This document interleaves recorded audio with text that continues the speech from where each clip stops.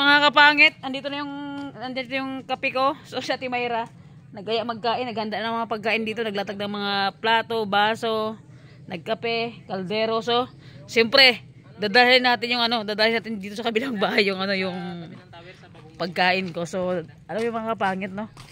Nakaka-boring din talaga magkain mag-isa. So, makisabay tayo magkain sa kanila.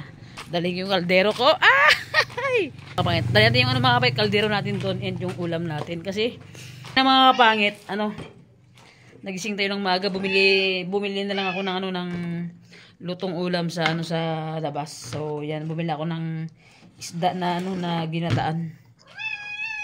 Mamaya na, Mimaw. Saglit lang. Yan. Dalahin natin doon yung ating ulam. At kaldero. Di ba mga kapangit? Ganun katindi para naman kasi mga kapangit. Yan. May plato na doon sa Ate Mayra. Doon na ako mag-ano ng plato. Tubig natin. Wait lang mga kapangit kasi hindi ko madadala. So yan. Chararan. Magulo pa yung mga kapangit yung kusina natin. So yan. Kain tayo dito sa kabilang bahay. At ang sarap ng ulam natin, Mayra, may kamatis na may bagoong, tapos daing na pinirito, dilis, so, di ba? Grabe. So mga kahapon mga kapangit, hindi tayo nakapag-upload ng vlog dahil nga sa kahapon may nilakad tayo and nung hapon nag-last night kami kasi namatay yung uncle ko, kaya yun, hindi tayo nakapag-upload kahapon and medyo busy ngayon. Alright, eto na! Siya Ate Mayra, yan. Yan mga kapangit. Ganon. Hindi tayo dyan kain tayo! Yan mga kapangit, nagpapaayos ng tindahan siya. Tapos siya rin yung bahay ko. Yan, nasa kabila, mga kapangit yung bahay ko. Si Rin, pamangkin ko, nag-aayos lang ng kubo-kubo, tindahan nila, tindahan nila Ate May. So, siyempre, wait lang, may nakalimutan ako, Ate May. May nagabili na nga kanina. Wait lang, Ate May, wait lang. May nakalimutan ako, Ate May.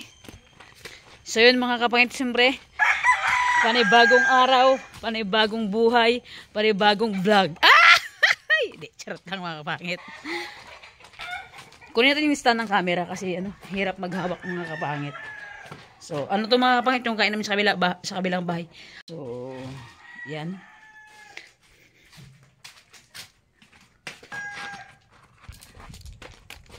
Talagang maaga ako nagising ngayon mga kapangit kasi nga, kahit puyat ako kagabi, maga tayo nagising kasi oras na kami nakauwi kagabi. Gabi namin madaling araw na rin kami umuwi and pag alas 3 na yata ako nakatulog kagabi. So yan, siyempre, let's eat. Alright.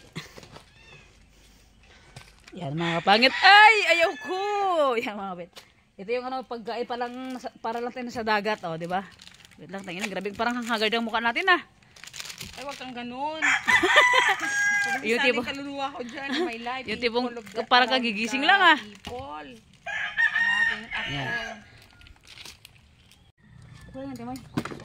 Okay lang, Ate May, hindi ka magsalita. Di ba mga kapangit? So yan, si Ate Mayra, asawa ni Kuya Buwit ng pinsan ko. So, simple. Napakasarap mga pagka-umaga, napakasarap magkape, magkain kapag yung nag-agaw-agawan sa pagkain, di ba? Yung kanin ko, mainit pente kahapon pa.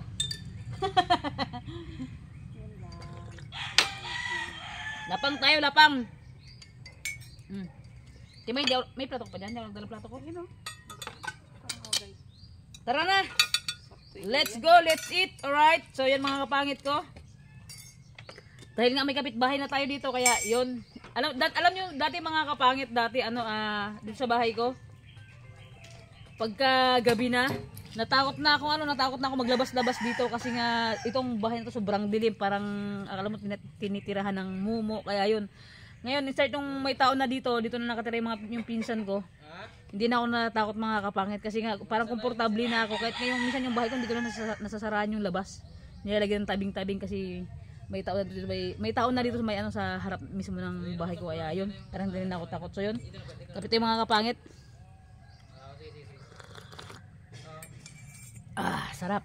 Kaya magandang umaga sa inyo lahat mga kapangit ko. So yun, Nakijoin na tayo dito magkain kila Ate Mayra para mas masaya, mas masarap, mas enjoy mga kapangit, diba?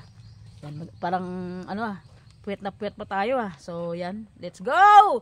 Kain na! So yun mga kapangit ko, start na tayong magkain mga kapangit. So siyempre bago tayo mag-start magkain mga kapangit, mag-pray muna tayo. So yan. Itong kanin ko mga kapangit, kanin ko to kahapon sinain ko. So sobrang ang dami kaya hindi ko naubos. Dito na ako kumain kila Ate Mayra. Siyempre mga kapangit, bago tayo magkain, mag-pray muna tayo kay God mga kapangit. So yan,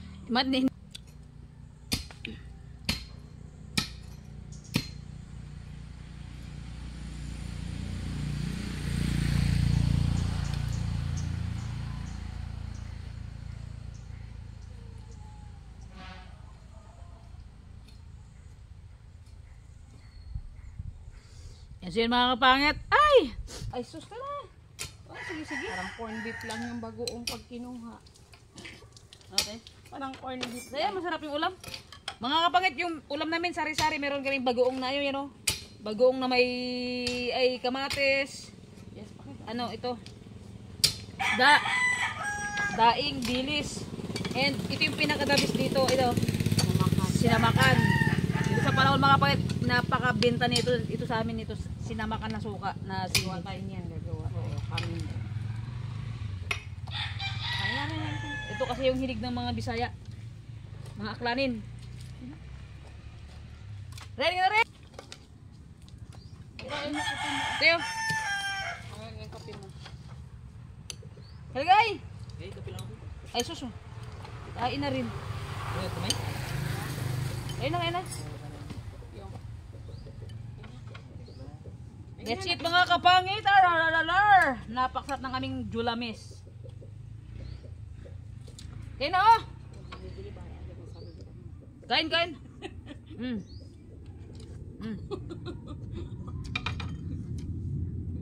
Ay, sarap na daing Teo. Dati. Pagkain. Bagoong pa lang ulam na. Halika na. Ay, hala mo. Layo na kamera ko Ito na ate.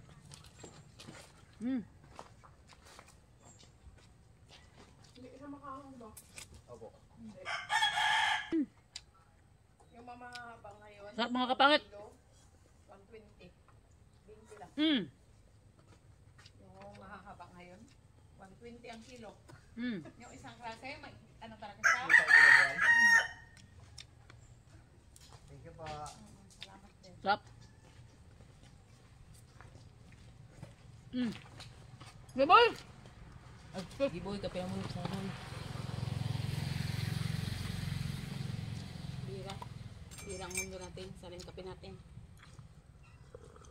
Kaya kasi huwag nang gawin. Ano? Kape daw. Balang Kaya, wala kang asawa. kain na lang. basta may Ay, kape. kape lang. Baya, kape niya. Ano timay? Ano timay? Di bali nang walang asawa basta't may kape. Ay di wow. Ate meron nagpulaw kasi kami doon sa uncle ko. So, yan. Ayun, pakita sa kamera. Madevelop. Mga kapangit, yung mga pamilya ko, takot sa camera talaga sa totoo lang. Ayaw nilang sumama. Sarap ng daing, hindi sa maalat. Kaya nga, Okay. Walang binili ko doon ng kilo.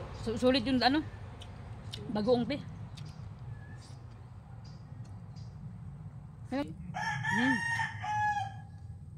Kaya mga kapangit. Trip ko kasi yung sumabay magkain kay Ate Mela kaya nagsabay niya ako. Ayan. Alam mo kasi sa umaga kahit simpleng ulam lang kung may kasabay ka kumain. Sarap na. Sarap na. Kasi ay, baka hindi pa nagkain. Stick lang dyan, Miming. I love you. Diyan ka lang. Kakain ko mamaya. Wait lang.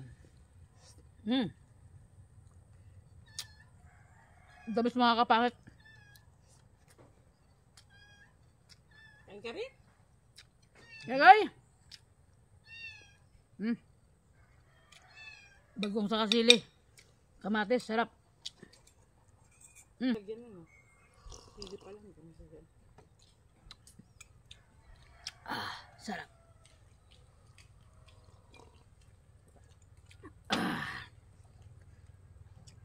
The best. Tamis gid Sa mga kapangit. Halatang kagigising. Halatang kagigising lang talaga. Ako ang gising ko. Alam mo, Timay, ako sa sa karne. Ayaw ng laman. Gusto ng buto-buto.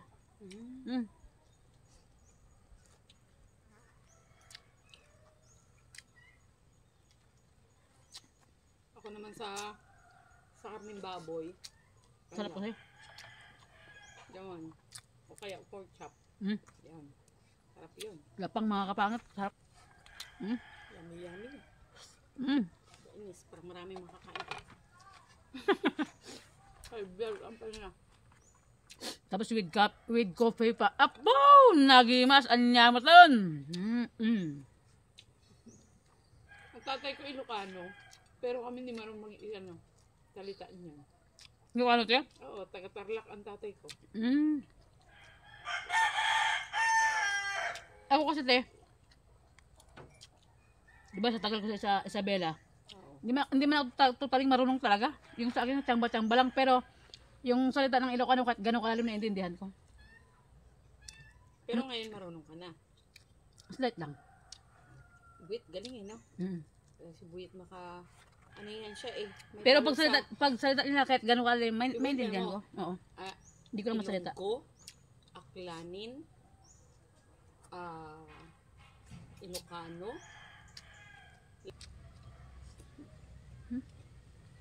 Gabi? Alam niya alam.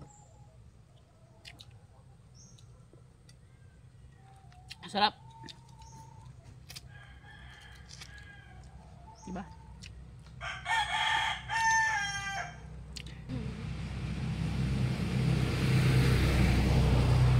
Kaya mga kapangit, mga punong kayo nakita nyo lahat. Ano yan?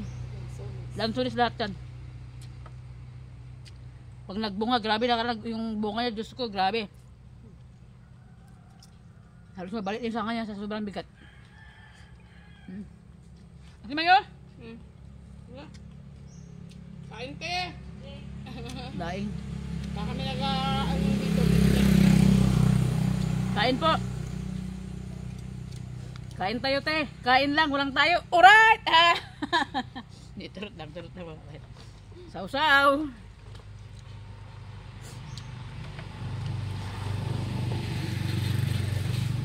Kung kumain siya, ang sarap pala. Ang ano na rin. May nahulog na rin. The best. Malakasan na. Ano na. Para makaganti ako kasi napasok ako gabi. Pwede ba gumanti?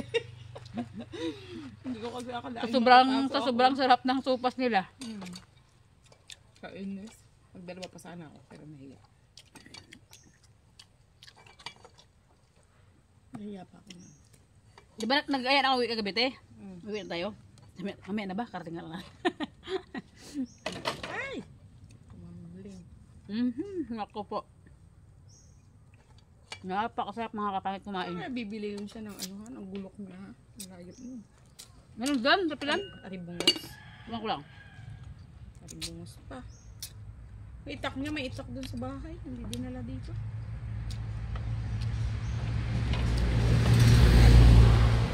Lapang kong lapang mga kapangit. Tulingan? O, te. Sarap yan. Gataan eh. Yan, may bit yan. Pwede tayo ng sabaw. Oh, Roro, hiyari naman yung teko. Nakaraan ako na lang din nag-ubos yung ulo na yun. Yung, Sarap kasi yan din sa tulingan. Gata, tapos yung mga ulo lahat. Oh, pasabor. sarap Grabe. yun, yung ganun. Ako yun, pinakagusto ko yung isa. Diba? Ayos na natin pang Mga kapangit, kain tayo. Nakalimutan ko na kayo invite pagkain.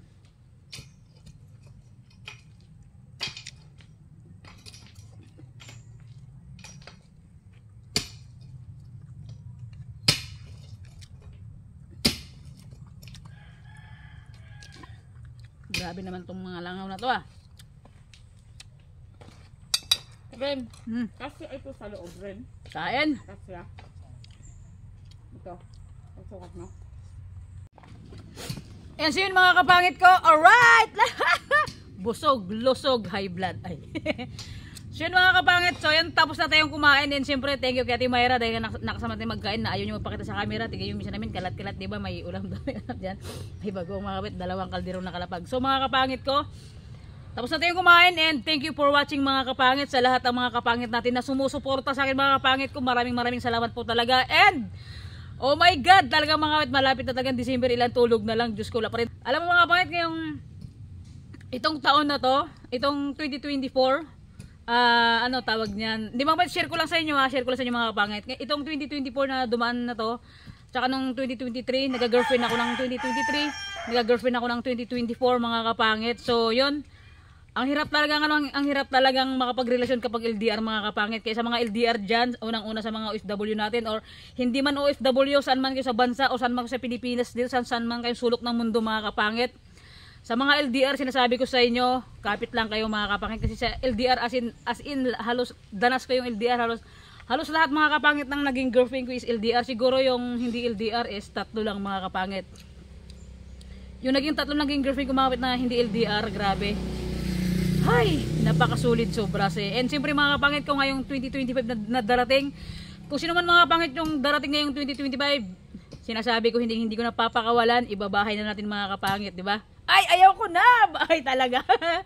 And siyempre mga kapangit, kung sino man yung tao na yon, siguro sana yung makasama ko pang habang buhay, sana yung makasama ko pang lifetime, hanggang sa magtanda ako, hanggang sa magkuba-kuba kami mga kapangit, sana yung makasama ko mga kapangit ko. Kaya sa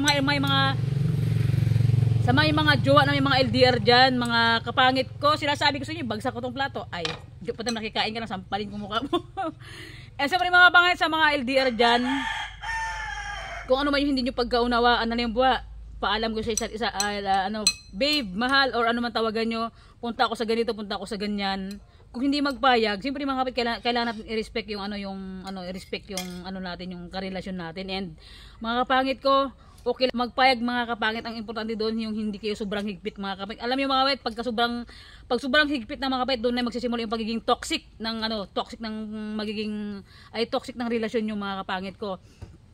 Hindi, share ko lang to sa inyo mga kapangit, yun yung mga naranasan ko sa LDR, lahat ng naging karelasyon ko mga kapangit ko. Kaya sinasabi ko sa inyo, hangga't mahal niyo yung partner niyo, wag na wag yung bitawan.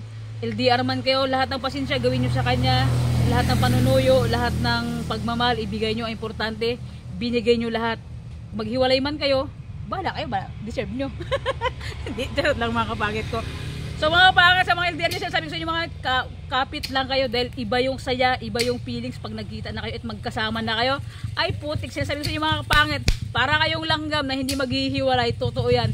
Kahit isang gabi pa kayo sa kwarto, kung magdamag at 2 araw, 3 araw kayo maggulong, hindi kayo magsasawa kasi nga mga kapangit, bago lang kayo nagkita ulit. So yung mga kapangit ko, yun lang yung ating share ko sa inyo mga kapangit sa may mga karelasyon na diyan na LDR mga kapangit ko. So yung mga kapangit, shoutout kay Ate Gina, kay Ate Mitch, kay Ate Yoni, kay Ate MC, sa lahat-lahat ng viewers natin diyan, kay Nick Persupon, kay Charmaine, kay Inamo Channel, kay Mary Crit 1. Shoutout po sa inyong lahat and sa family ko sa Isabela. Shoutout sa inyo mga kapangit. Ingat kayo lagi dyan dahil yung bagyo dyan natapos na, dumaan na. Hindi ko mga kapangit, joke lang mga kapangit. And siyempre, thank you kay God kasi hindi ganong malala yung nangyari dun kila ate ko and safe naman yung tindahan nila. Walang nangyaring nasira sa mga bahay nila o sa tindahan ng mga kapangit and safe sila dun sa Ilagan. Thank you kay God. And siyempre mga kapangit, family first tayo mga kapangit, di ba? So yung mga kapangit ko, bye-bye. Kung bago pa lang sa aking YouTube channel, don't forget to subscribe. Ay, wait lang mga kapangit. Mga kapangit ko, so yun, malapit na tayong mag-8,000 mga kapangit. Oh my God! Konting-konti na lang mga kapangit ko sa mga bagong pasok ng subscriber natin dyan. Thank you so much po sa inyong lahat mga kapangit ko. Salamat po talaga sa mga sa mga good comments, sa mga subscriber na bagong pasok lang na mag-8,000 natin mga kapangit. Yung sumusuporta sa akin mga kapangit mula noon hanggang ngayon na nakasubscribe sa akin. Thank you so much po. Alam ko naman yung iba wala na sa akin na nakasubscribe. Pagka may umalis mga kapangit, may bagong papalit. Tama ba yun? Pag may umalis, may bagong papalit. Ay, ayaw ko.